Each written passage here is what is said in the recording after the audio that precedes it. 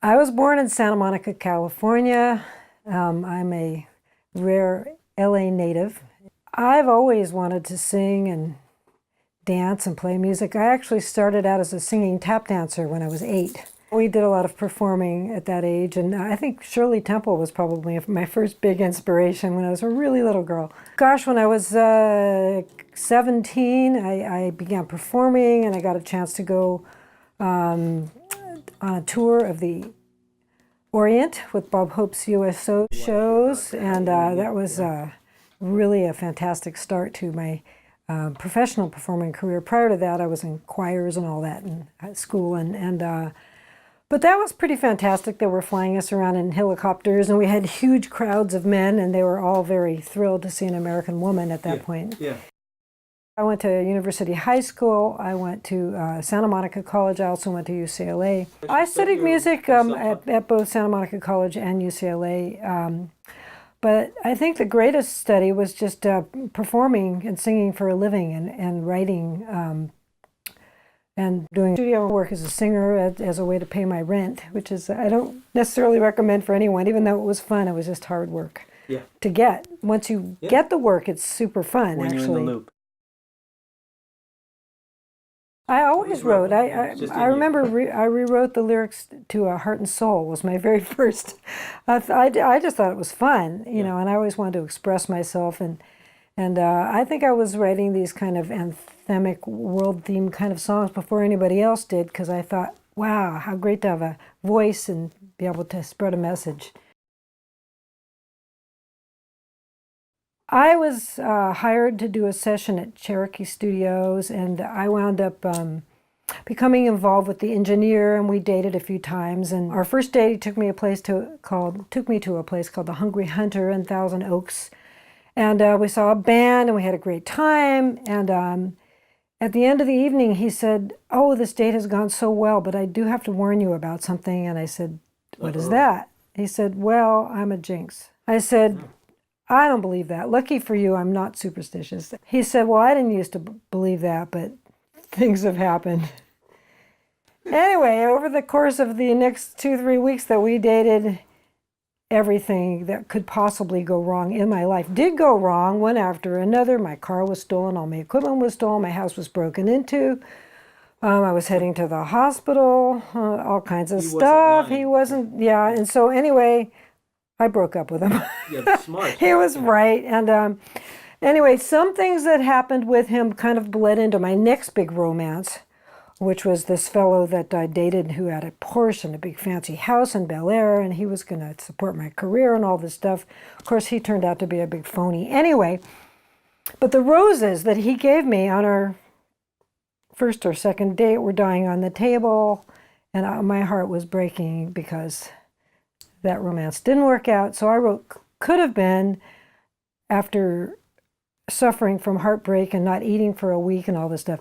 Anyway, so here's what's interesting about it was I was playing Could Have Been at the Hungry Hunter, at the place where the jinx took me on our first date. And that's where the two fellows that worked for George Tobin, who was the producer who ultimately made the song a hit, heard me sing the song. So my lowest low created my highest high. And I always thought that was fascinating. They invited me to come to the studio and record the song, which I did a couple days later. And I guess it was fortunate that some of the band members couldn't make it, because he hired this fabulous keyboard player who came in and played the song. The piano was slightly flat. It was in tune to itself, but it was not an A440. And so when I sang the song, it came out wonderful. And the keyboard player proceeded to put synthesizer strings on it. And everybody was really excited because it sounded phenomenal. But the next day, I couldn't come in right away because I had a family reunion. When I came in, George Tobin had called all the hotshot studio players in Hollywood, and they were all playing the song, and it was completely out of tune. Oh. Yeah. And I was like shocked and upset because my voice now sounded flat. And so did the piano, and so did the strings. But he couldn't hear it because, as it turns out, he was deaf in one ear. He asked me, "What do you think?" And I told him, and he didn't believe me. He said, "Keep going. You know, I don't usually let the artist come in until the song's already been recorded." And then the guitar player, a guy named Sniffy Walden, put a great solo on. And then the producer looked at me and said, "What do you think of that?" And I said, it's a great solo. I wish it was in tune with the piano. And so I, at that point, said, somebody in this room's got to hear this besides me. And the bass player said, well, I tuned to this tuning machine. And I said, I believe that you did, but I don't care. Anyway, Snuffy stepped up and said, well, it sounds off to me, too. The song never would have happened if they hadn't recut it to the piano and everybody had to lower the pitch on their instrument just slightly. I heard some bad things reputation-wise about the producer and chose not to go with him because I thought I could get a better deal, which is another reason why it's poignant that it's called Could Have Been, because that, in fact, was the record. Right. That she later learned my vocal parts, but that was actually good because I got to ultimately co-produce that because Carrie Underwood followed her example exactly. So they phrased it exactly like I did for every note. It was kind of bittersweet because, yes, it could have been my record deal. All I had to do was say yes, and I did not. Wow. I signed the publishing over to George Tobin.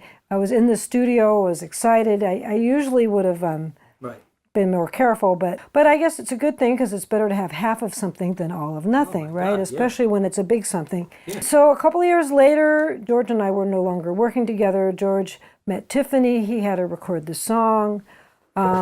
I'm told they weren't going to put it on the record because they thought it was a bit mature for her. She was 14 years old at the time. Yeah. But ultimately they did, thank goodness. And anyway, it went to #1 with a bullet and stayed there for a couple of weeks. And I got to go to meet him and be there when it went to #1. And that was so exciting and pretty fantastic. But it was also sort of half a dream come true because in the dream I got to sing the song. Yeah.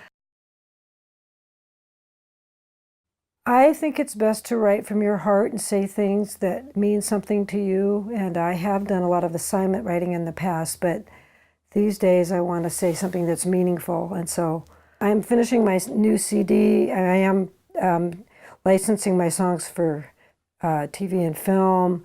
I still do studio work when I can get it. And that's always very exciting and rewarding. I'm focusing on singing live. I really love that. I think that that's a good way to market the product. Well, it's a lot easier now to create your own product. It's not necessarily easier to write it, but it is easier to produce it because people have their own gear and the level of gear is a lot higher and people have access to different aggregators, things like CD Baby, and you can get stuff on YouTube, you can get stuff on Facebook and Twitter and on and on and on. I would say try to please yourself and be critical. Don't be too quick to accept something just because you wrote it, and listen to it and make sure that it's as great as you can make it. And so if you put out something that you're really proud of, that you're really excited about, that excitement will help light the fire and be the fuel that will allow it to be a rocket that takes off. And many artists have made it on YouTube by getting people excited, and then it goes viral, and that's what's different about now. And take lessons, study your craft, get good at it. Don't be afraid to learn things about songwriting, about singing, about playing your instrument. Just be as excellent as you can be because the quality of something will make it rise to the top.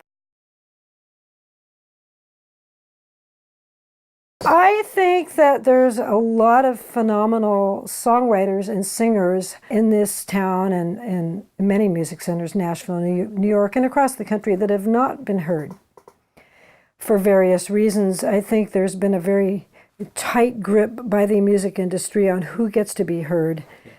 And they have to fit into all these demographics. They have to be super young, and they have to be super video friendly, and they have to be, these days, super electronic. And a lot of the heart and soul and best talent perhaps doesn't get to see the light of day. So I see qWaqqchat as an incredible opportunity both for the artists and writers to be heard, but also for the public to get exposed to the best of what's available, because I think it's been very limited, and I think it's not just.